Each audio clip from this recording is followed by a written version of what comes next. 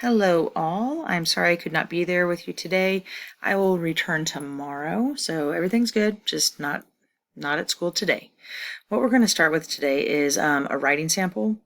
And so there's a couple of instructions here, but I want to walk you through it before you submit it because PDFs can be a little weird. So once you click it, it's going to open like this. Click the download button and you'll see it load down here on the bottom. Okay, once you open this, hit download again and save it somewhere. I'm going to put this one in my On Level English 2 folder. And you know I'm a stickler for names, so first name initial, last name, underscore, English 2, underscore, writing sample number 1. All right, hit save. Once it's saved, and this is where people tend to screw up, actually go here and open it up. All right, and it should look something like this. So put your first name, last name, your ID number, and the date. It is the 8th. And click down here to start writing. So the prompt is write about an unforgettable day that you have had. So this is something in your past. Whether for good or ill, whatever made it unforgettable, you're going to tell me about it here. All right. I'm not grading this based on length. It needs to seem complete though.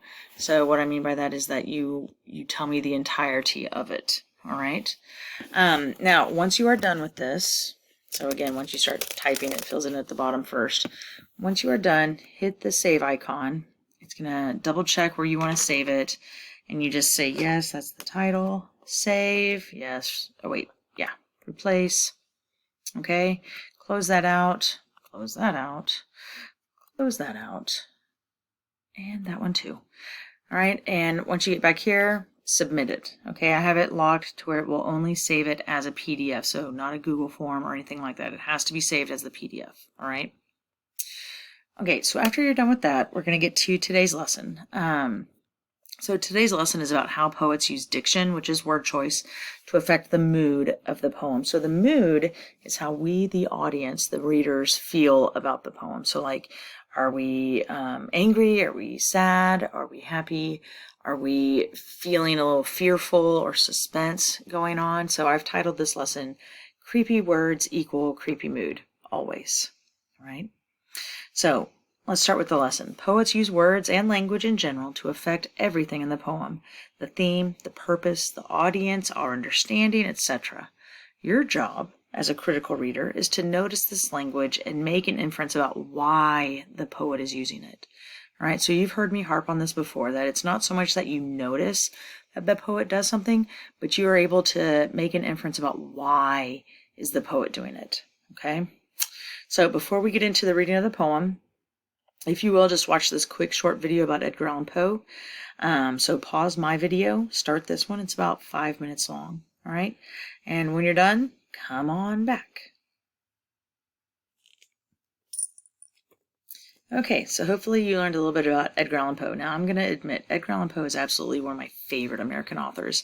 I just love how creepy he is. And so, and one of the reasons I think a lot of people enjoy his writing is because there's always a little bit of dark, twisted weirdness in all of us.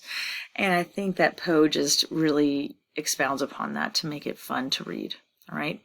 So what we're doing today is we are reading The Raven. This is his by far most famous poem. This is the one that got him so much attention as an American writer. And side note, he was the first writer who tried to live solely off of his writing. So that means he didn't have any other job except writing. So he wasn't always very successful in that, but he tried. So open up The Raven. Okay, it's right here. And I know it looks amazingly long, but it's such a fun read. And then here is the audio version. So what I would like for you to do is, since you have the poem open, hit play and make sure you're reading along as the audio is playing. All right, so pause my video again and get to it.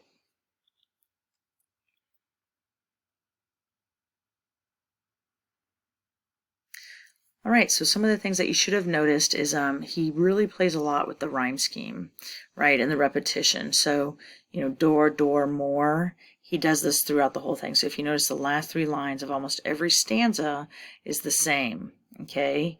It's the same sounds over and over and over again, okay? And so there should be a feeling of like apprehension, about worry, maybe a little bit of like psychosis going on. Like there's something just not right about the narrator in this poem. Okay. There's all sorts of fun videos on YouTube that you can watch about the Raven. There's one with The Simpsons that you can watch. It's pretty fun as well. But anyways, once you're done reading and listening, I want you to open up this. I know it says quiz. It's not a quiz. But this is your post-reading questions about the Raven. And I really want you to use text evidence for any of your assertions here. So, what images are created in your mind. So there's so many to choose from. Because remember, poems always have imagery. You might have trouble finding other poetic devices, but they will always have imagery. So pay attention to that.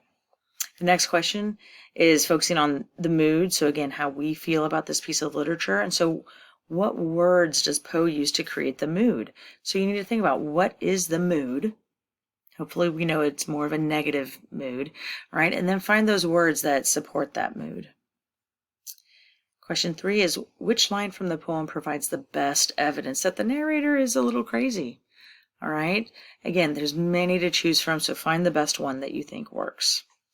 And then the last one is, what lesson or what is the theme that Poe wants us, the readers, to learn? Okay.